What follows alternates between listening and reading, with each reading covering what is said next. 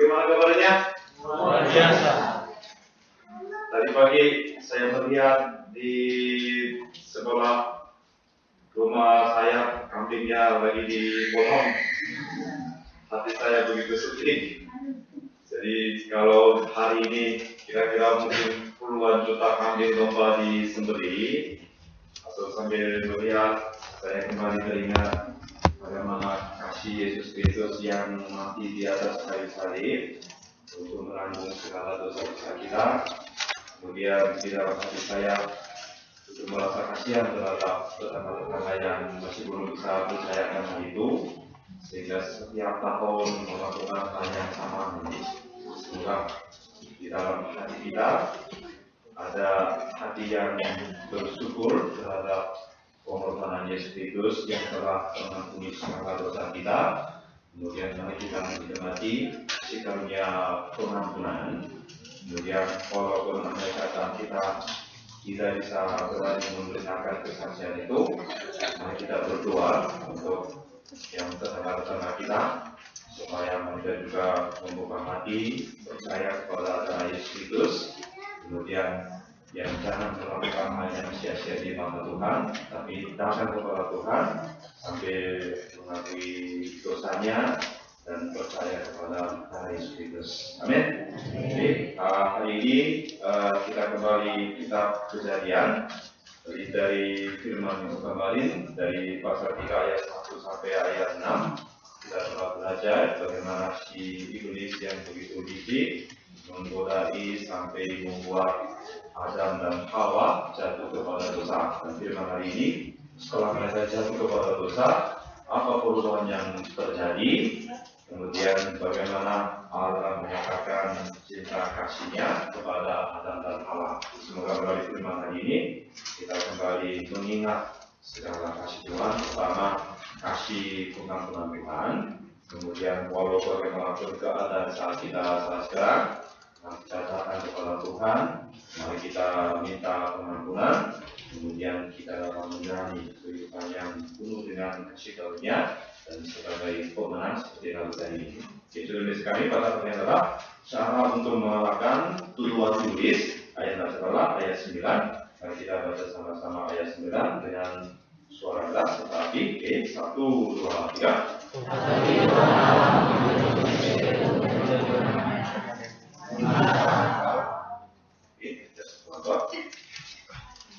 Terima kasih Tuhan, walaupun kami adalah orang-orang berdosa, orang-orang yang patut dihukum karena pelanggaran kami, dosa kami di hadapan-Mu begitu banyak. Namun kami pada pagi hari ini kembali teringat akan kasih pengorbanan-Mu di atas kayu salib, sehingga segala darah-Mu dicurahkan di atas kayu salib, sehingga dosa-dosa kami yang begitu banyak semuanya dihapuskan, diampuni. Kemudian kami dianggap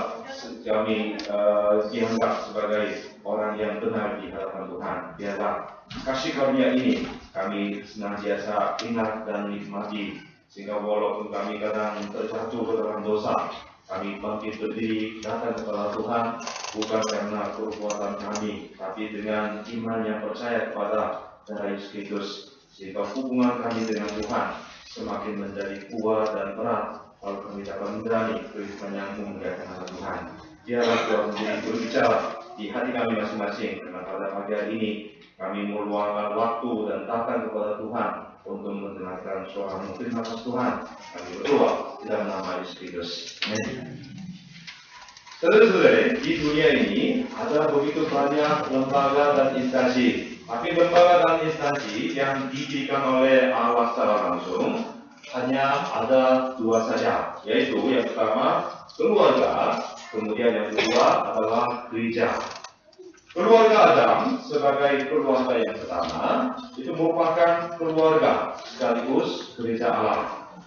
Allah meneruskan karya keselamatan melalui keluarga. Melalui keluarga, warisan iman dapat diberikan kepada keturunannya, kemudian mendatangkan kerajaan Allah ke dunia ini, jadi melalui keluarga. Karena itu, di mata Allah, keluarga begitu penting. Oleh karena itu, ketika keluarga berdiri kokoh di atas iman, di atas kebenaran Tuhan, Allah paling senang dan gembira. Di dalam dunia yang semakin kacau, kita juga harus berupaya keras supaya mendirikan keluarga-keluarga beriman, karena terhadap keluarga iman Allah yang begitu senang dan gembira. Sangat dalam hal ini, iblis merasa sangat benci dan iri. Seperti pada minggu firman kemarin, telah kita pelajari, iblis itu menyerang keluarga Adam dan Hawa melalui kelicikannya. Melalui ular yang licik, ia menggoda Hawa untuk memakan buah pohon pengetahuan itu. Menurut kitab Wahyu pasal 12 ayat 9, ular ini disebut sebagai iblis atau setan. Arti kata iblis adalah si pengumpat atau pengganggu, dan arti nama setan adalah pelawan. Jadi si iblis itu terus-menerus melawan Allah dan mengganggu karya penebusan Allah seperti namanya sendiri. Ular yang mendatangi poin-poin itu sebenarnya inkarnasi atau itu inkarnasi setan.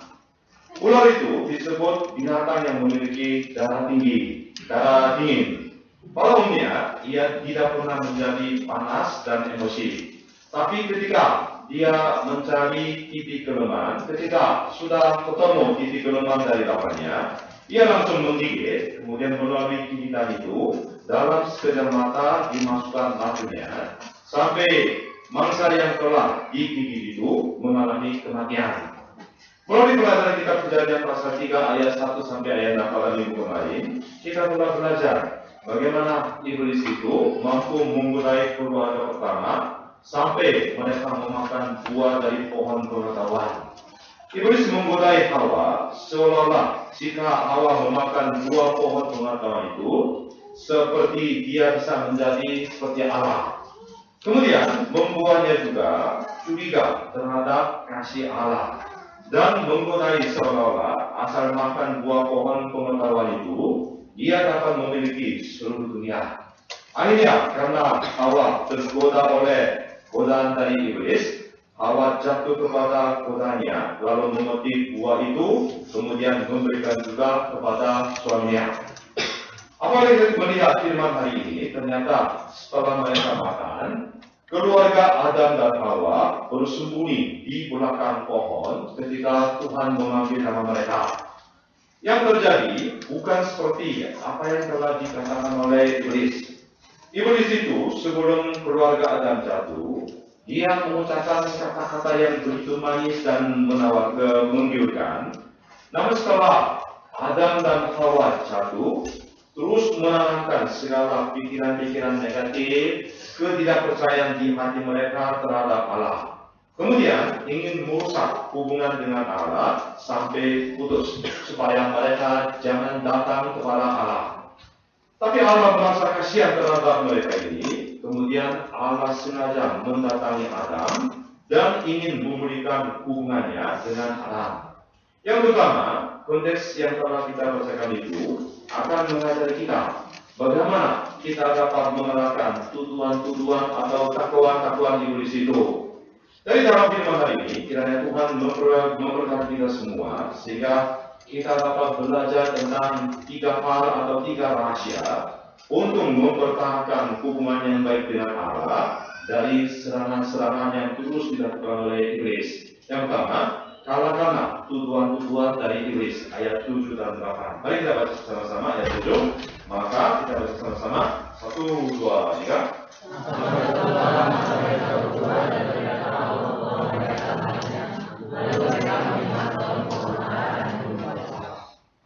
Maka terbukalah mata mereka berdua dan mereka tahu bahwa mereka telanjang. Sebenarnya setan pernah mengatakan kepada perempuan, bila mana dia nanti makan buah pohon pengetahuan, matanya akan terbuka dan dia akan menjadi seperti Allah. Memang ketika seperti perkataan setan, ketika perempuan makan buah pohon pengetahuan itu, ternyata matanya menjadi terang, matanya menjadi terbuka. Tapi mata apakah yang menjadi terang? mata jasmani itulah yang menjadi terbuka. Setelah memakan buah terlarang dari Allah, matanya terbuka, lalu mereka menyadari bahwa mereka sedang telanjang. Kemudian hati mereka tertangkap oleh rasa malu. Oleh karena itu, mereka langsung menembak daun pohon ara, kemudian membuat caranya. Sebelum memakan buah pengetahuan, walaupun mereka telanjang, mereka sama sekali tidak merasa malu. Artinya, di antara mereka sebagai suami istri saling mencintai, maka walaupun telanjang, mereka tidak merasa malu sama sekali. Tetapi setelah berbuat dosa, terjadi retakan dalam hubungan kasih ini, lalu di hati mereka timbul rasa malu, kemudian perlu sesuatu rahasia yang harus disembunyikan. Artinya, tadinya mereka satu, tapi sekarang bukan menjadi satu, tapi mereka menjadi dua insan yang memiliki alat kelamin tubuh yang berbeda. Mereka menyadari hal itu, mereka merasa malu, kemudian mereka mulai menutupi diri sendiri. Lagi pula sejak itu, alat reproduksi sebenarnya tadi diberikan oleh Allah sebagai alat berkat, menjadi alat untuk menikmati kesenangan hawa nafsu daging. Jika kita melihat kitab Kejadian pasal 4 ayat 19, ada seorang tokoh yang bernama Lameh. Dia pertama kali dalam sejarah manusia mengambil dua orang istri. Kemudian kalau kita masuk di dalam kitab Kejadian pasal 6, di zaman Nuh, anak-anak Allah mengambil istri dari perempuan-perempuan manusia dengan sesuka hati mereka. Artinya, keluarga yang didirikan oleh Allah begitu suci dan kudus menjadi sakit jatuh parah. Sampai Allah mengeluh ketika di zaman Nuh, anak-anak Allah mengambil istri dari manusia yang dari anak-anak manusia secara sembarangan sesuka hati mereka. Allah begitu menjadi sedih karena Allah menyatakan manusia telah menjadi daging. Walaupun Satan mengatakan bahwa jika mereka memetik buah pohon pengetahuan, mereka bisa jadi seperti Allah, ternyata mereka menjadi binatang, di mana roh Allah tidak dapat tinggal di dalam diri mereka. Walaupun mata jasmani mereka memang menjadi terbuka, menjadi terang, sebaliknya mata rohani mereka tertutup, sehingga pergaulan dan persekutuan dengan Tuhan menjadi semakin jauh, nanti semakin putus. Apabila kita mengalami kejahatan, maka kita akan menjadi terang dan terbuka terhadap dunia kejahatan. Kejahatan sebaliknya dipelajari melalui firman Allah, bukan melalui pengalaman diri kita sendiri. Contohnya, jika firman Tuhan berbunyi, jangan mencuri. Kalau begitu, kita tahu tidak boleh mencuri karena itu adalah kejahatan. Bukan karena saya sudah coba mencuri itu tidak baik, tapi karena firman Tuhan mengatakan jangan mencuri. Pencurian itu adalah kejahatan, kemudian kita jangan melakukan. Tuhan mengatakan jangan berzina, jangan berbohong. Kalau begitu, kita harus mengetahui apa yang dilarang dari firman Tuhan itu adalah kejahatan dan dosa. Tapi iblis itu pintar, dia licik, terus mendorong kita untuk mencoba kejahatan itu dalam perbuatan kita, supaya kita sendiri merasakan dan mengetahui mengapa hal-hal itu adalah jahat dan dosa. Abad 21 sering disebut sebagai zaman postmodernism. Oleh karena itu, si iblis itu begitu licik menggodai anak-anak muda untuk mencoba segala sesuatu melalui pengalamannya sendiri. Dia memulai kita untuk mencoba segala sesuatu supaya bagaimana rasanya, biar kita tahu, kemudian kalau itu tidak baik, supaya kita berhenti, kalau baik, biar kita lakukan terus. Tapi seketika kita melakukan apa yang dibisik-bisik oleh iblis, kita menjadi budak dosa. Ketika kita jatuh kepada dosa, sesuai dengan bujukan iblis, seketika itu juga kita akan menjadi budak dosa, budak iblis. Jika kita berdusta, kita menjadi budak dusta. Jika kita berzina, kita menjadi budak hawa nafsu daging. Kita mencuri, kita menjadi budak ketamakan. Oleh karena itu, Tuhan Yesus sendiri berkata bahwa Setiap orang yang berbuat dosa, dia adalah budak dosa. Oleh karena itu, kejahatan yang dinyatakan oleh firman Tuhan bukan kita coba dimengerti atau dipelajari melalui pengalaman diri kita. Pokoknya segala sesuatu yang telah dilarang oleh Allah dalam firman-Nya adalah dosa dan kejahatan, sehingga kita harus menjauhinya. Kita hanya taat kepada perintah Allah secara absolut. Kita percaya dan taat kepada firman Allah. Itulah rahasia bagaimana kita dapat mengalahkan godaan-godaan iblis. Ketika kita taat kepada firman Tuhan, maka rohani kita akan menjadi terang dan terbuka. Kita dapat mengenali Allah, kemudian kita menjadi orang yang rohani, semakin dekat kepada Tuhan, orang yang semakin disenangi oleh Allah.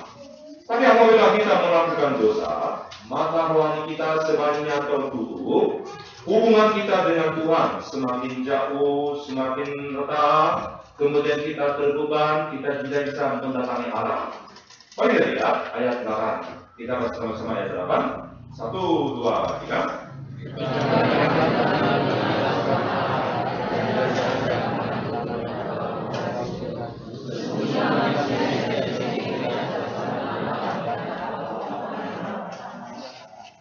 Ketika Adam masih berada di Taman Eden, mereka sempat mendengar bunyi langkah Allah. Pada saat itu, Adam dan Hawa menyembunyikan diri mereka di belakang pohon-pohon yang ada di Taman Eden. Sebelum mereka jatuh kepada dosa, jika mendengar bunyi langkah Tuhan, mereka masih begitu senang dan bahagia. Kemudian mereka akan dipeluk di kasih Allah. Namun setelah jatuh kepada dosa, Adam dan Hawa terbeban bertemu dengan Allah, maka ingin menjauhkan diri mereka dari Tuhan, kemudian sengaja bersembunyi di belakang pohon-pohon.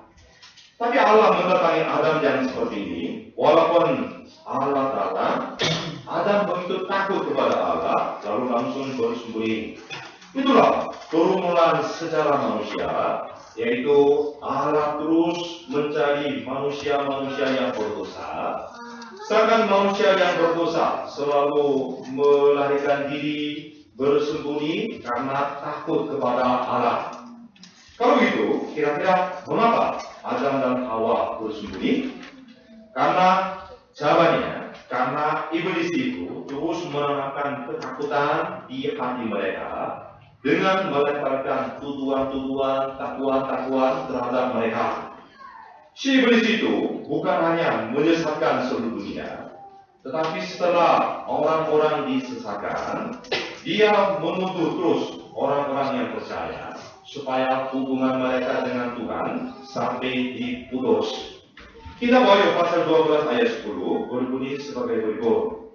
Dan aku mendengar suara yang nyaring di surga berkata, sekarang telah tiba keselamatan dan kuasa dan pemerintahan Allah kita dan kekuasaan Dia yang diurapinya, karena telah dilemparkan ke bawah pendakwa saudara-saudara kita yang mendakwa mereka siang dan malam di hadapan Allah kita.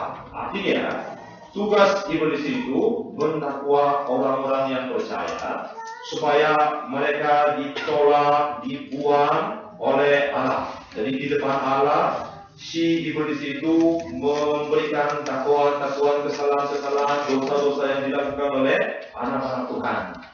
Iblis itu terus menuduh saudara-saudara yang beriman di depan Allah. Walaupun kita telah diselamatkan dengan iman kita, tapi karena kita lemah, kapanpun kita juga bisa jatuh seperti apa yang dilakukan oleh Adam dan Hawa. Walaupun seperti Petrus sering berbuat-buat, seolah-olah kita memiliki iman yang besar, tapi di depan orang-orang yang tidak percaya, kita langsung menjadi ciut, kemudian kita bertindak seperti orang yang tidak percaya. Jadi untuk menyelamatkan diri, untuk melindungi diri sendiri, kita pun dapat berbohong. Dan menurut firman Tuhan, jika melihat perempuan kemudian memiliki keinginan daging, dia sama dengan orang yang telah berzina. Melihat perempuan yang cantik, maka kita secara otomatis berputar, kemudian mau melihat lagi.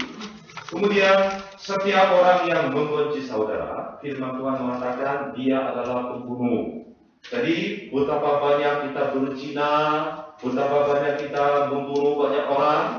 Jadi ketika hal-hal ini, dosa-dosa kita kalau diungkapkan, ditulis satu-satu, andai kata nanti ketika kita masuk ke surga, kemudian rekaman-rekaman video yang digunakan rekaman di kerajaan surga itu kalau di setel, kita betul-betul malu, kemudian kita tidak berani berdiri di hadapan Tuhan karena segala dosa-dosa yang kita lakukan, segala pikiran-pikiran yang jahat, cabul, kotor yang kita lakukan itu kalau ditayangkan satu-satu, betapa kita takut dan malu terhadap diri kita. Akan tapi si iblis itu terus menuduh kita, membuat kita jangan mendatangi Allah supaya kita terpaut kepada masalah dosa kita. Iblis itu membuat pikiran kita terpaut kepada perbuatan kita, tindakan kita yang tidak benar. Dia terus menanamkan ketidakpercayaan di hati kita karena keadaan kita begini dan begitu supaya kita jangan datang kepada Allah. Dia selalu menertawakan kebodohan kita. Misalnya orang yang masih belum terbebas dari rokok dan GE, iblis itu terus menyerang kelemahan-kelemahan kita sambil mengatakan, kamu bagaimana bisa menyatakan diri sebagai seorang gembala, padahal rokok saja tidak bisa dihentikan, GE juga tidak bisa dihentikan, itu kamu munafik. Daripada kamu munafik, jangan datang kepada Tuhan, jangan pura-pura suci, jangan melayani karya Tuhan. Kalau hal-hal itu terus dibisniskan oleh iblis. Oleh karena itu, sering tidak ikut kepada ibadah minggu, tiba-tiba tidak mau melayani karya Tuhan, karena ada tuduhan-tuduhan, takuan-takuan yang terus dilemparkan oleh iblis.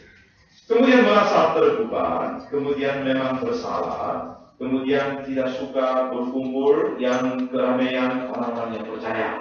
Itulah tindakan yang sama dengan Adam, yaitu ketika setelah jatuh kepada dosa, ketika mendengar langkah bunyi langkah Allah, dia bukan datang kepada Tuhan, tapi langsung menyembunyikan diri, bersembunyi di hadapan Tuhan. Oleh karena itu, kita harus mendatangi Allah bukan karena perbuatan kita benar di hadapan Tuhan, tapi karena kita bersandar kepada darah Yesus. Dengan iman, kita harus datang kepada Tuhan. Walaupun kita adalah orang yang berdosa, patut dihukum, patut dibuang ke dalam neraka untuk selama-lamanya. Karena Yesus telah mati untuk dosa saya, dengan iman itu kita harus datang kepada Allah. Lebih-lebih, kita yang percaya kepada Yesus Kristus harus maju kepada Allah dengan iman, dengan penuh keberanian. Walaupun rupa diri kita penuh dengan dosa, kita bersandar kepada darah Yesus Kristus, kita harus datang kepada Tuhan. Jangan terpaut kepada perbuatan kita yang tidak benar, tapi dengan hanya iman, kita maju kepada takhta Allah. Apa alasannya? Karena Tuhan Yesus telah menerima kutukan dengan menggantikan diri kita yang kotor, penuh dengan dosa di atas kayu salib. Karena Tuhan Yesus telah mati disembelih di atas kayu salib untuk menanggung segala dosa-dosa kita, Dia membuat si iblis itu tidak dapat menuduh kita lagi. Seperti dalam 1 Korintus pasal 15 ayat 56 berbunyi, sengat maut ialah dosa dan kuasa dosa ialah hukum Taurat. Tapi dengan kematian di atas kayu salib, Yesus telah melumpuhkan segala kekuatan iblis itu. Oleh karena itu, hukum Taurat tidak berkuasa lagi di atas diri kita. Oleh karena itu, kita harus maju ke takhta Allah dengan iman yang percaya kepada darah Yesus Kristus. Kemudian kita menerima berkat Abraham, menerima janji Roh Kudus. Oleh karena itu, dalam keadaan apapun, dosa sekeji, sejahat apapun telah kita lakukan, seharusnya kita jangan terpaut, jangan terikat kepada perbuatan dosa kita. Hanya dengan iman yang percaya kepada kuasa darah Yesus Kristus yang telah mengampuni dan membersihkan segala dosa, kita harus maju kepada Allah dengan iman. Kalau itu, Allah akan mengampuni segala dosa kita. Ketika kita menjalani hidup yang beriman, kadang suami dapat melakukan dosa. Bisa juga istri dapat berbuat dosa. Kemudian suami istri saling berbuat dosa, melakukan kesalahan. Namun dalam keadaan apapun, kita jangan ditipu, jangan terikat kepada tuduhan-tuduhan yang dilemparkan oleh iblis, karena dia mencari kelemahan kita, menyerang diri kita dengan memanfaatkan titik kelemahan yang kita miliki. Kita harus mencegah dengan yang perisai iman yang diberikan oleh Allah. Oleh karena itu, Alkitab mengatakan orang benar hidup dengan iman, bukan melalui perbuatannya. Ketika iblis mengolehi kita, dia menawarkan segala ucapan yang begitu manis dan menggiurkan, seolah-olah dia dapat memberi segala-galanya. Dia akan bertanggung jawab atas masa depan kita. Tapi andai kata, jika kita sudah mengikuti keinginan si iblis, sejak saat itu, jika kita sudah berbuat dosa sesuai dengan bisikannya, sejak saat itu, ia langsung berubah. Dia tidak mau bertanggung jawab terhadap diri kita. Dia membuang muka terhadap diri kita, malah dia mulai menuduh diri kita, siang dan malam dengan memanfaatkan titik-titik kelemahan diri kita. Supaya kita malu, kita takut, supaya kita jangan datang kepada Tuhan. Oleh karena itu, kita mudah bersembunyi, bahkan membelakangi Allah dengan melupakan segala kebaikan dan kasih karunia Tuhan. Tuhan Yesus pernah berkata tentang sifat iblis ini sebagai berikut. Iblislah yang menjadi bapamu, dan kamu ingin melakukan keinginan-keinginannya atau keinginan bapamu. Ia adalah pembunuh manusia sejak semula dan tidak hidup dalam kebenaran, sebab di dalam dia tidak ada kebenaran. Apabila ia berkata dusta, ia berkata atas kehendaknya sendiri, sebab ia adalah pendusta dan bapa segala dusta. Iblis itu adalah pembunuh. Di dalam dia tidak ada kebenaran sama sekali. Dia bapa semua pendusta. Oleh karena itu, kita harus mengalahkan anak panah api yang terus dilontarkan dari iblis itu dengan menggunakan perisai iman, dan harus mendatangi kata Allah bukan berdasarkan dengan perbuatan kita, tapi dengan iman yang percaya kepada kuasa darah Yesus Kristus. Semoga Tuhan melimpahkan kasih karunia iman di hati kita yang percaya kepada kuasa darah Yesus Kristus, sehingga walaupun kita sering jatuh ke dalam dosa, jangan menyiksa diri sendiri, jangan menghukum diri sendiri, tapi mari kita bangkit, percaya kepada kuasa darah Yesus Kristus, kembali datang kepada Tuhan dengan iman. Amin. Yang kedua, kita harus berada di tempat di mana seharusnya kita berada. Mari kita lihat ayat 9. Kita baca sama-sama ayat 9. Jadi 1, 2, 3.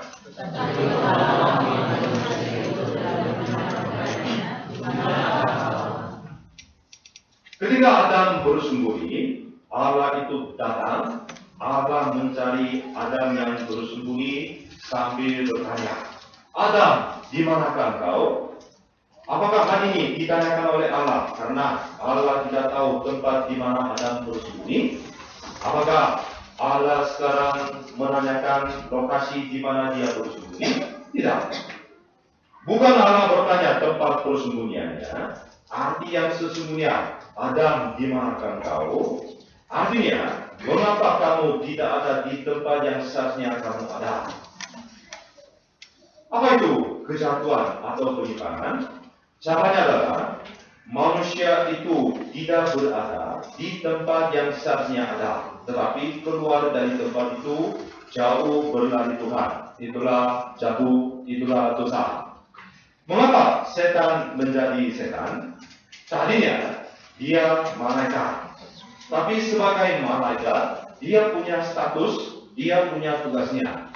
Tapi walaupun dia tadinya malaikat, tapi ia tidak berada di tempat sebagai malaikat, tapi meninggalkan tempat itu sehingga dia menjadi setan. Manusia harus berada tempat di mana manusia berada. Orang yang selalu berhadapan dengan Allah sambil bergaul bersekutu dengan Tuhan, dia adalah orang yang benar.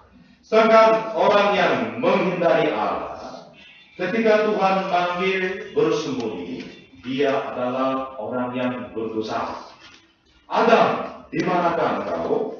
Firman ini merupakan suara Allah yang begitu sedih, sungguh-sungguh ingin memberi kesalahan kembali kepada Adam, supaya Adam tahu di mana dia sedang berada, mengapa dia harus bersembunyi di belakang pohon-pohon, kemudian biar dia sadar akan kesalahannya, biar dia kembali berbalik, bertobat, kemudian kembali kepada Allah. Suara Allah ini sama dengan suara gembala yang hatinya remuk terhadap domba-domba yang sudah lari, kemudian sedang mencari domba-domba yang hilang itu. Tapi bagaimana respon Adam? Mari kita lihat ayat 10. Ia menjawab, ketika aku mendengar bahwa engkau ada dalam taman ini, aku menjadi takut karena aku telanjang, sebab itu aku bersembunyi. Adam mengatakan bahwa karena dia telanjang, kemudian karena pada waktu itu dia mendengar suara Allah, dia takut, karena itu dia bersembunyi. Seolah-olah karena dia telanjang, kemudian dalam keadaan telanjang ketemu Allah, malu, takut, tapi karena itu dia bersembunyi. Allah bertanya kepada Adam, siapakah yang memberitahukan kepada kamu bahwa engkau telanjang? Apakah engkau makan dari buah pohon yang kularang engkau makan itu? Iblis membagikan rasa malu, ketakutan di hati Adam, supaya Adam itu jangan datang kepada Tuhan, supaya hubungan Adam dengan Allah sampai dijadikan putus. Oleh karena itu, orang yang berbuat dosa didorong terus oleh iblis untuk masuk, kemudian tinggal di dalam kegelapan, jangan maju kepada Allah. Tidak dapat berada tempat di mana saatnya dia berada, tapi semakin jauh dari Allah, semakin meninggalkan Allah, sampai nanti hubungan dia dengan Tuhan putus. Inilah strategi iblis yang sangat licik dan jahat. Ini sungguh bertentangan dengan hati Allah terhadap Adam dan Hawa yang serba besar. Bagaimana hati Allah terhadap Adam dan Hawa? Allah sedang mencari-cari Adam dan Hawa. Walaupun mereka telah berbuat dosa sampai memakan buah pohon pengetahuan yang telah dilarang, kemudian sekarang penuh dengan rasa takut, kemudian sekarang bersembunyi di belakang pohon. Namun Allah merasa kasihan terhadap mereka ini. Kemudian Allah datang, Allah memanggil nama mereka, Allah menanti-nantikan kepulangan mereka, pertolongan mereka. Hati Allah ini dijelaskan oleh Tuhan Yesus sebagai hati seorang bapa yang terus menunggu kepulangan anak bungsu di dalam Injil Lukas pasal 15. Anak bungsu itu tidak suka tinggal bersama dengan bapaknya, lalu setelah meminta warisannya, dia sengaja pergi ke negeri yang jauh karena tidak mau tinggal bersama dengan bapaknya. Tapi bagaimana hati bapak setelah anak bungsu itu pergi? Sejak anak bungsu pergi dari rumahnya, mulai hari itu bapak tidak bisa tidur dengan nyenyak, terus menanti-nantikan supaya anak bungsu itu segera pulang kembali dalam keadaan yang selamat. Sekarang bagaimana dia bisa tidur? Betapa anakku menderita. Jadi ketika sang bapak memikirkan nasib anaknya, sang bapak sama sekali tidak dapat tidur. Tidak ada kesenangan di dalam hatinya. Seperti seorang bapak yang menunggu kepulangan anak perempuan yang keluar dari rumahnya, kemudian setiap hari gelisah, khawatir bagaimana nasib anakku. Hati Allah terhadap Adam juga sama. Cinta kasih Allah terhadap Adam sama sekali tidak berubah. Apakah Allah membenci Adam karena dengan alasan dia memakan buah pohon dari pohon pengetahuan? Sama sekali tidak. Walaupun Allah membenci dosa, namun Allah mencintai orang yang berdosa. Allah bahkan lebih mencintai manusia setelah jatuh kepada dosa daripada sebelumnya. Itulah hati seorang bapa terhadap anaknya. Rasa malu, kekosongan, ketidaksadaran, ketakutan, ketidakpercayaan, kesombongan, keraguan-raguan keluh kesah, sungut-sungutan, ini semua perubahan yang terjadi di hati Adam setelah dia jatuh kepada dosa. Karena perubahan seperti ini, Adam mau menutup pintu hatinya terhadap Allah. Dia mau menghindari Allah, menjauhi Allah, tetapi di belakang itu ada iblis yang bekerja supaya hubungan Adam dan Tuhan supaya dapat diputuskan untuk selama-lamanya. Tapi Allah yang menciptakan Adam, Allah yang berkenan kepada Adam, sekarang kembali datang. Dia sedang mencari-cari Adam dengan sangat sungguh-sungguh sambil memanggil namanya, Adam, di manakah engkau? Saudara-saudara, Allah kita adalah Allah yang penuh dengan kasih karunia dan kemurahan. Maka ketika satu orang berdosa dapat bertobat kemudian kembali kepadanya, dia lebih senang daripada 99 orang benar. Inilah hati Tuhan Yesus juga ketika seorang berdosa bertobat, sehingga Tuhan Yesus juga terus melayani orang-orang yang berdosa. Kasih Allah terhadap manusia tidak akan berubah, baik sebelum jatuh kepada dosa maupun sesudahnya. Allah saat sekarang pun menunggu manusia-manusia yang sedang hidup di dalam kegelapan dengan meninggalkan firman Allah jauh, dengan membuang segala kasih Allah yang hidup di dalam dunia kegelapan. Allah datang, Allah menunggu, Allah menanti-nantikan kepulangan mereka juga ke dalam pelukan kasih-Nya. Allah terus mencari orang-orang yang terus melawan Allah karena kesombongannya, karena ketidakpercayaannya, kemudian lagi hidup dengan bersembunyi di dalam kegelapan. Allah merasa kasihan terhadap mereka, Allah memanggil nama mereka, kemudian Allah menanyakan, di manakah kau? Mengapa kamu tidak keluar? Mengapa kamu keluar dari terang, kemudian bersembunyi di dalam kegelapan? Itulah yang ditanyakan oleh Tuhan. Kita pun karena lemah, lalu dapat berbuat dosa seperti Adam apapun. Dan pada saat itu, kita tidak boleh jatuh pada ketidakbenaran diri sendiri, atau menghukum diri sendiri, menyiksa diri sendiri atas perbuatan kita. Pada saat itu, kita harus mendengar suara panggilan Allah ini, Adam, di manakah kau? Kemudian dengan iman, kita juga harus maju kepada Allah, menanggapi panggilan Allah dengan iman, bukan karena kita menghukum diri sendiri, kemudian menjauhkan diri dari Tuhan, terus memukul diri sendiri. Dengan cara itu, masalah dosa kita sama sekali tidak dapat dipecahkan. Saudara-saudara yang kami hormati, saat ini juga Allah terus bertanya kepada diri kita masing-masing sambil memanggil nama diri kita. Adam, di manakah kau? Saudara, di manakah Anda saat sekarang? Adakah di antara saudara ada yang sedang bersembunyi dengan menjauhi Allah, atau dengan berada di tempat yang seharusnya tidak boleh ada? Allah bertanya kepada diri kita, apakah kamu berdiri di tempat di mana harus berdiri sebagai manusia Allah?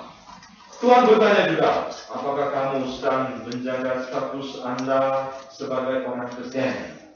Saat ini, mari kita bertanya kepada diri kita masing-masing. Mari kita mengecek keadaan diri kita masing-masing. Apakah saya sebagai orang Kristen sedang menjalani hidup yang benar di hadapan Tuhan? Saya sedang menunaikan kewajiban saya, tanggung jawab saya sebagai manusia Allah atau tidak?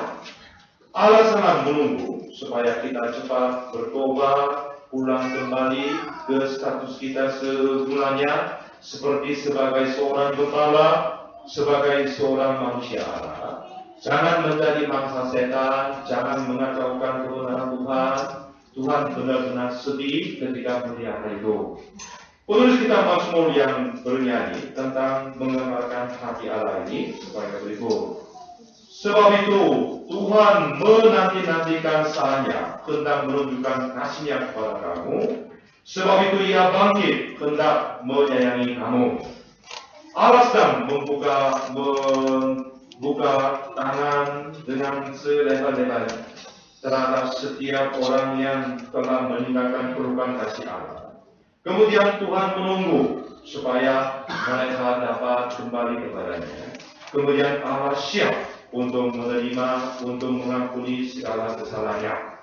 Semua kita sadar akan kasih Allah ini. Kemudian seperti si anak bungsu, setelah dia menyadari kesalahannya, dia tidak memikirkan hal yang lain. Yang penting saya pulang kepada rumah Bapakku. Jadi semoga Tuhan berikan sikap seperti itu, sehingga kita kembali dipeluk oleh yang perlukan kasih Allah. Amin. Yang ketiga, kita harus bertanggung jawab, kita harus bertobat atas dosa diri kita sendiri. Bagaimana Adam menjawab kepada Allah yang sedang mencarinya? Baik, kita lihat ayat 10. Kita baca sama-sama ayat 10. Ini 1, 2, 3.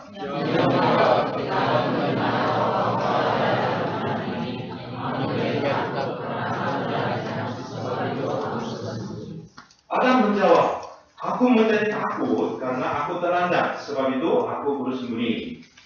Adam itu tertangkap oleh rasa malu yang menyadari diri telanjang daripada tidak taat kepada firman Allah.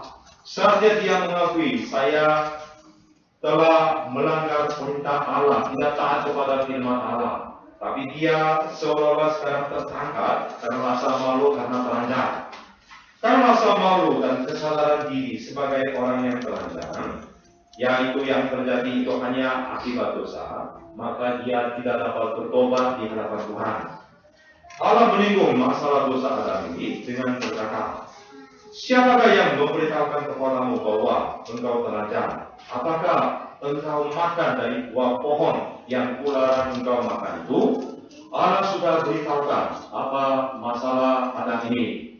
Sebenarnya alasan mengapa Adam bersembunyi dari Allah bukan karena rasa malu, bukan karena dia telanjang, tapi karena dia telah memakan buah pohon pengetahuan yang telah dilarang oleh Allah.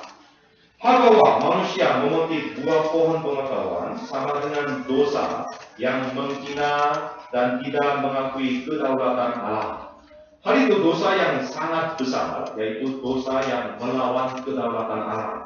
Oleh karena itu, Allah memberitahukan kepada Adam apa dosa Adam itu.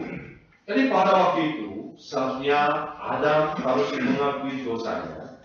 Kemudian dia meminta pengampurannya. Tuhan, aku telah berbuat dosa. Aku patut dihukum mati karena pikiranku begitu pendek. Lalu buah yang telah dilarang oleh Tuhan, aku telah makan karena aku telah berbuat dosa fatal. Namun tolong ampunilah dosa saya. Kalau hal itulah yang Tuhan harapkan dari mulut Adam. Andai kata Adam membuat pengakuan seperti itu, betapa baiknya. Tapi bagaimana tanggapan Adam? Mari kita lihat ayat 12. Manusia itu menjawab, perempuan yang kau tempatkan di sisiku, dialah yang memberi dari buah pohon itu kepadaku, maka ku makan. Seolah-olah bagi dia tidak ada keinginan untuk makan buah itu, tapi kadang-kadang perempuan, istri yang memberi makan, sehingga tadinya saya tidak mau makan, tapi terpaksa makan. Segala tanggung jawabnya dialihkan kepada istrinya. Sayang sekali, Adam tidak bertobat atas dosanya sendiri. Ia tidak tahu betapa dosanya telah membuat hati Allah sedih. Kemudian hanya sibuk mengalihkan tanggung jawabnya kepada istrinya. Tadinya ia mengasihi istri sampai dia membuat pengakuan, inilah tulang dari tulangku, daging dari dagingku. Sekarang setelah jatuh kepada dosa, segala tanggung jawabnya dialihkan kepada istrinya. Bahkan ia mengatakan bahwa perempuan yang kau tempatkan di sisiku, artinya segala tanggung jawabnya dialihkan kepada Allah. Itulah naluri orang-orang yang berdosa, kemudian yang tidak mau bertanggung jawab, selalu berdalih keadaan begini begitu, kemudian menyalahkan orang lain, kemudian dia mengatakan aku tidak salah. Kesalahan dilakukan oleh diri sendiri, namun sekarang mengeluh dan menyalahkan istrinya, kemudian bahkan menyalahkan Allah. Hal ini menunjukkan bahwa setelah Adam jatuh kepada dosa, bukan hanya hubungan Adam dengan Allah menjadi terganggu, hubungan dengan istrinya pun semuanya menjadi rusak total. Kemudian korban itu pun tidak mau mengakui kesalahannya, dia mengalihkan segala tanggung jawabnya kepada ular. Aku menjadi takut karena aku telanjang, sebab itu aku bersembunyi. Kemudian ular yang mempertanyakan aku. Manusia yang berbuat dosa mempunyai naluri yang selalu tidak mau mengakui dosanya, tidak mau bertanggung jawab. Tapi bagaimanapun alasannya, manusia harus bertanggung jawab atas perbuatannya sendiri. Tanggung jawab dalam bahasa Inggris ditulis responsibility. Kata ini asalnya kata response, yaitu respon, kemudian kemampuan. Jadi ketika Allah menanyakan perbuatan kita di hadapan Tuhan, kita harus memberi respon terhadap perbuatan kita dengan jujur. Itulah tanggung jawab, itulah pengakuan. Setelah membuat dosa, biasanya kita mudah berdalih begini begitu seperti apa yang telah dilakukan oleh Adam. Tapi dengan sikap seperti itu, Tuhan sama sekali tidak berkenan, masalah dosa kita tidak bisa dipecahkan. Allah mengamati diri kita dengan mata yang begitu tajam seperti api. Segala dosa yang telah kita perbuat dalam kegelapan pun semuanya sudah diketahui oleh Allah. Sampai Allah dapat membaca segala motivasi kita, pikiran kita yang tersembunyi di hati dan pikiran pun semuanya Tuhan melihat seperti melihat telapak tangan. Seperti perkataan penulis kitab Mazmur dalam 139 ayat 7, kemanakah aku dapat pergi menjauhi rohmu? Kemana aku dapat lari dari hadapanmu? Artinya kita tidak bisa lari dari Tuhan. Karena Tuhan melihat, Tuhan mengamati segala sesuatu yang kita lakukan. Tidak ada tempat yang dapat kita bersembunyi di hadapan Tuhan. Oleh karena itu, setelah kita berbuat dosa, kita tidak boleh berdalih atau menyalahkan orang lain. Kita harus bertanggung jawab atas perbuatan diri kita. Entah karena disuruh oleh orang, atau kita makan karena kemauan diri sendiri. Bagaimanapun kita telah makan buah pohon pengetahuan yang telah dilarang, itu adalah dosa. Kita harus mengakui di hadapan Tuhan sambil meminta pengampunannya. Apabila kita membuat pengakuan dosa, Allah yang adil, Allah yang dapat dipercayai, pasti akan mengampuni segala dosa kita, kemudian membersihkan segala dosa kita. Tapi apabila kita tetap berdalih begini begitu, kemudian menyalahkan pihak orang lain, kita sendiri tidak mengakui kesalahan diri kita, dosa kita justru membuat Allah kita sebagai pendusta. Kita melakukan dosa yang baru. Semakin kita berdalih, semakin menimbulkan masalah dosa, kita semakin terikat kepada rantai dosa. Satu-satunya jalan untuk menyelamatkan diri kita dari dosa itu adalah kita menghadapi masalah dosa kita mengakui dosa kita dengan jujur. Bukan kita lari dengan masalah dosa kita, atau kita mengalihkan tanggung jawabnya yang karena keadaan ini, atau menyalahkan orang lain. Ini sama sekali tidak membantu kita untuk memecahkan masalah dosa. Kita harus bertobat atas dosa kita, kemudian maju kepada Allah sambil meminta pengampunan. Pertobatan yang benar adalah dimulai dari keputusan bahwa kita mau bertanggung jawab atas dosa yang telah kita perbuat. Dengan sikap, walaupun nanti hukuman apapun diberikan oleh Tuhan, saya siap untuk menerima. Dengan sikap itu kita datang kepada Tuhan. Kalau begitu, Tuhan akan mengampuni segala dosa kita, pelanggaran kita, kemudian Tuhan menganggap kita sebagai orang yang benar.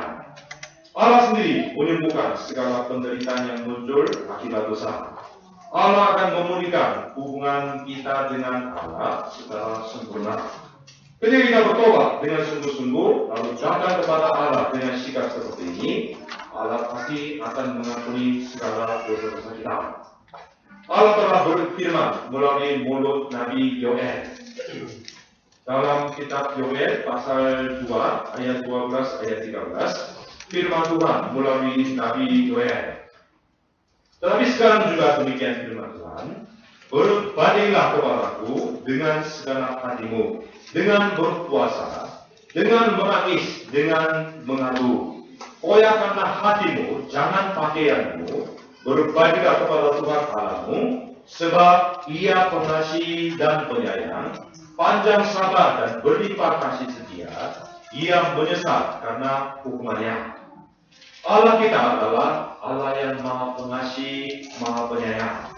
Dia adalah Allah yang panjang sabar dan penuh dengan kelimpahan kasih-Nya.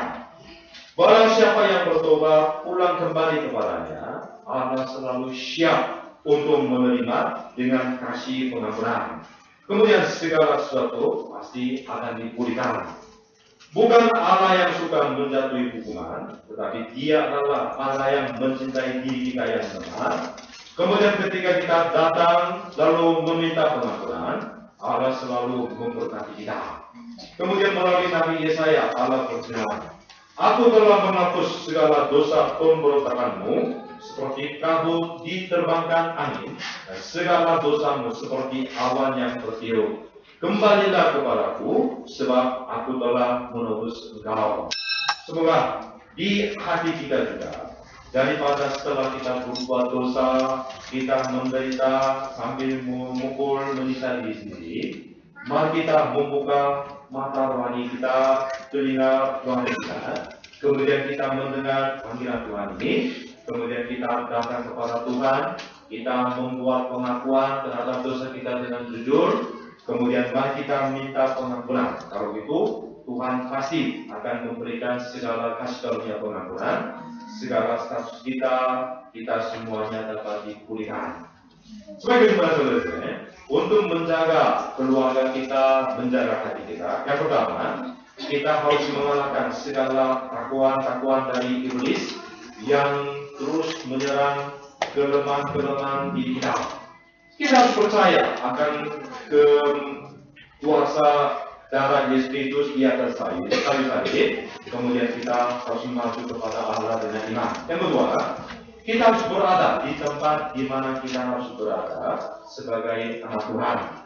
Percaya kepada kasih Allah yang terus mencari orang-orang yang hilang, lalu kita harus kembali kepada pelukan kasih Allah. Yang ketiga, kita jangan berdalih atas dosa diri kita, ataupun beralih ke dalam keadaan atau menyalahkan orang lain. Tapi masalah dosa dengan sikap yang bertanggung jawab, kita harus bertobat di hadapan Tuhan. Semoga kasih karunia ini diberikan kepada diri kita, sehingga walaupun karena kita lemah, sering jatuh kepada dosa, jangan dijadikan mangsa setan sampai hubungan kita putus dengan Tuhan. Tapi justru karena kelemahan diri kita memang sempat jatuh kepada dosa, tapi kita bangkit, kemudian maju kepada Tuhan dengan iman, supaya hubungan kita dengan Tuhan semakin kuat, semakin erat, lalu kita dapat menjalani kehidupan yang memuliakan nama Tuhan. Kiranya Tuhan memberkati kita semua. Amin. Kita ini dengan baca ayat 9.